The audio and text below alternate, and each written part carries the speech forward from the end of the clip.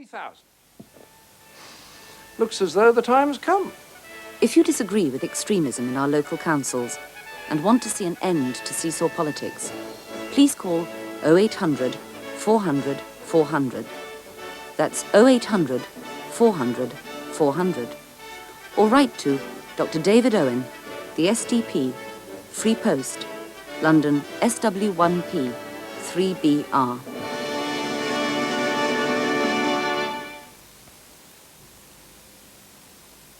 That was a party political broadcast by the SDP Liberal Alliance, and it'll be shown again on BBC Two at 10:20.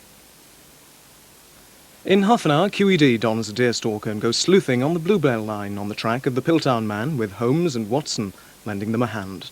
That's here on BBC Wales.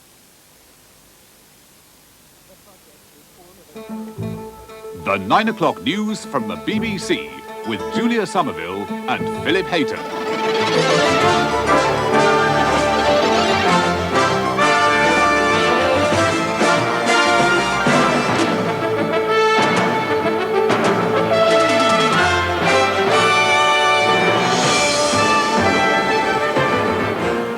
Mrs Thatcher says farewell to the Soviet people, but the political divide remains.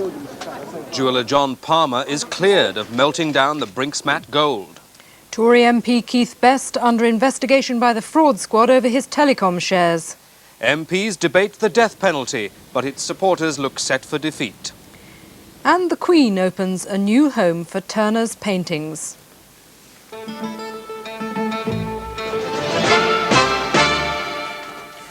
Good evening. Mrs Thatcher is on her way home after a hectic 5 days in the Soviet Union. A visit which, in her words, has opened a new chapter in British-Soviet relations. She and the Soviet leader Mikhail Gorbachev met for talks 6 times altogether, and both said they enjoyed the encounter. But whatever their personal feelings on the important issues of arms control and human rights, they're still far apart. He failed to persuade her to alter her position on European medium-range nuclear weapons. She failed to impress him with the argument that progress on human rights was linked to arms control. Today, however, it was all smiles when the two leaders said their farewells, and the visit ended on a colourful note in Georgia. Our diplomatic editor, John Simpson, has been in Moscow throughout the talks. One of the main issues during Mrs Thatcher's visit to the Soviet Union has been, of course, human rights. Yesterday, she said that the progress there's been on that here was sufficient to give rise to increasing trust by the West. Tonight, there are strong suggestions here that one element of the problem, the right of Soviet Jews to emigrate, may be under revision. Jewish support groups in the West have been skeptical today about a suggestion that 11,000 Jews might be allowed to leave, but a leading Soviet government spokesman, Georgy Arbatov, told the BBC tonight that although he couldn't confirm the figure, it could well be true. A lot of things were changing, he said. Mrs Thatcher's final day in the Soviet Union began in the grey Moscow morning when a group of would-be Jewish emigrants led by Joseph Begun came to see her. The second of Mrs Thatcher's meetings with dissidents was, like yesterday's lunch with Andrei Sakharov, a deliberately low-key affair. Joseph Begun and the others in the group were ushered straight into the embassy with no handshake with Mrs Thatcher for the benefit of the cameras. But once they were inside, the breakfast meeting was a warm and friendly affair.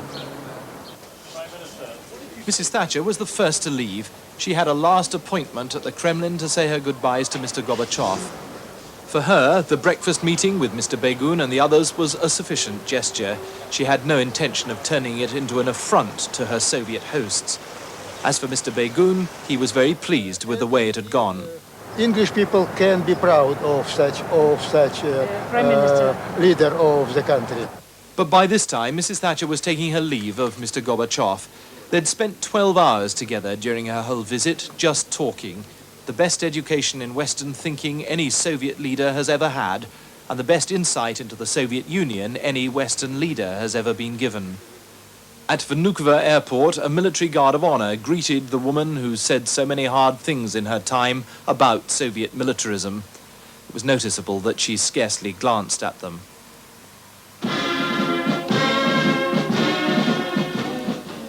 At the end of it all, the success of her visit here may have something to do with the fact that she and the new breed of Soviet leaders both believe they have to do rather the same thing. She in Britain, they in Moscow.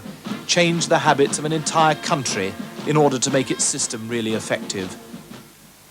Certainly, the Soviet leadership has done what it can to provide Mrs. Thatcher with as positive an impression as possible of the Soviet Union. Her last day has been spent in spectacular fashion in Tbilisi, the capital of Georgia, an ancient culture whose people are as different from the Russians as Italians are from Scotsmen. Mrs. Thatcher stepped from the aircraft, already certain that her visit had gone well. But from the first flowers and kisses, the easygoing atmosphere of Georgia was about to allow the measure of her success to be demonstrated. On the way into the city, people lined up to see the once Iron Lady, who's now gained unprecedented publicity in a country where access to the public comes only as a gift from the government. Throughout the trip, she's made the most of every opportunity. Repeatedly during the day, she broke away from the official path prepared for her to see and be seen by the curious crowds. They've seen and heard her arguing with Mr. Gorbachev, and whatever they think of the arguments, they like her style. The visit has given her a foreign policy success and the opportunity to show it back home when an election cannot be long delayed. The day in Georgia was to show the Prime Minister a more relaxed side of the Soviet Union than the austere and regimented lifestyle of Moscow. It's a land where Asia shades into Europe, and its people have a well-deserved reputation for bending the rules and getting away with it.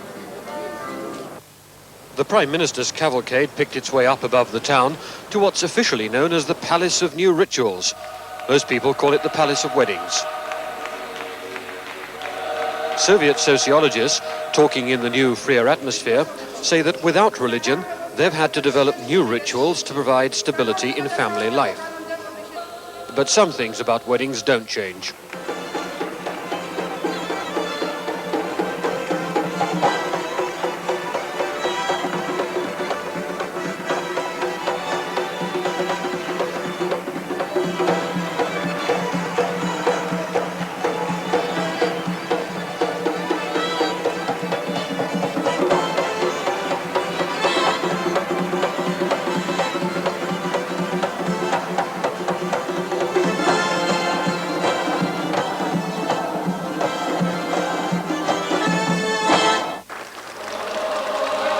Mrs. Thatcher thought her day in Georgia had helped her learn something of the Soviet Union.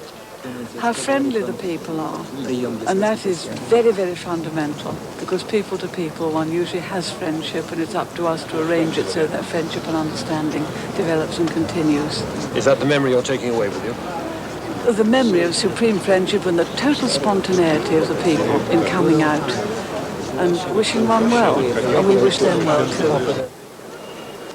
This evening, Mrs. Thatcher handed out another lesson in practical politics. Finding people were still crowding the streets to see her, something that's almost unheard of, she abandoned her car and walked. One Georgian politician, aware that elections are part of the new Soviet order, mused, "I suppose this is democracy in action." Mrs. Thatcher left still in the spotlight. Georgia waved her off with the same friendship and flowers that have been offered all day. She's on her way directly to London and British-style politics. She's expected to make a statement in the Commons tomorrow. Practical results of the visit still have to be awaited, but Mrs. Thatcher has certainly left the Soviet public a new view of her. This is Brian Hanrahan for the 9 o'clock news in Tbilisi.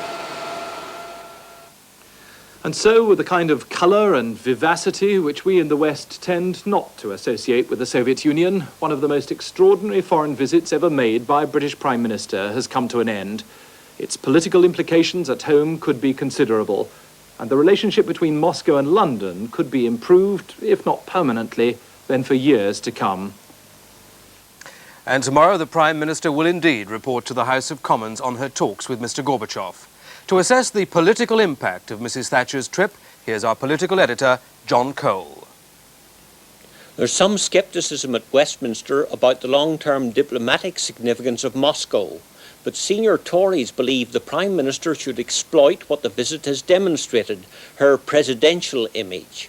Their election game plan would be for her to keep on doing the same thing, to float high above her opponents, leaving the party rough stuff to Norman Tebbit. All this is based, of course, on an ecstatic view of Moscow.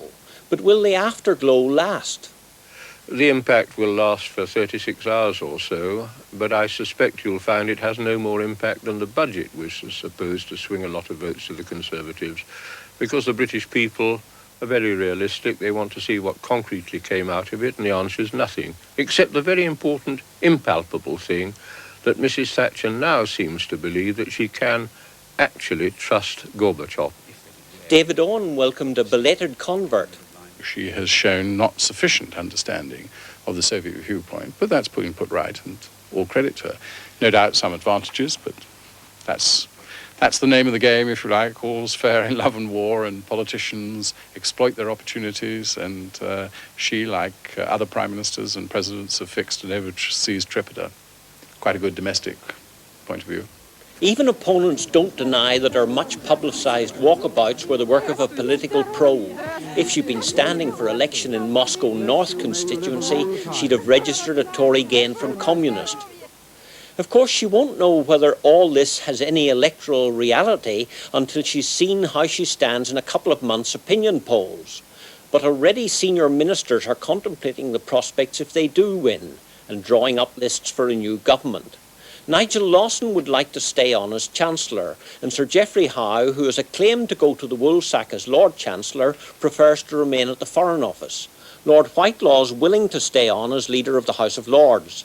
That might set back the political ambitions of Lord Young. All of this, of course, may be a Conservative post-Moscow pipe dream. There have been many blips in the government's electoral fortunes in the past couple of years, and not even Mr Gorbachev can iron those out for his iron lady.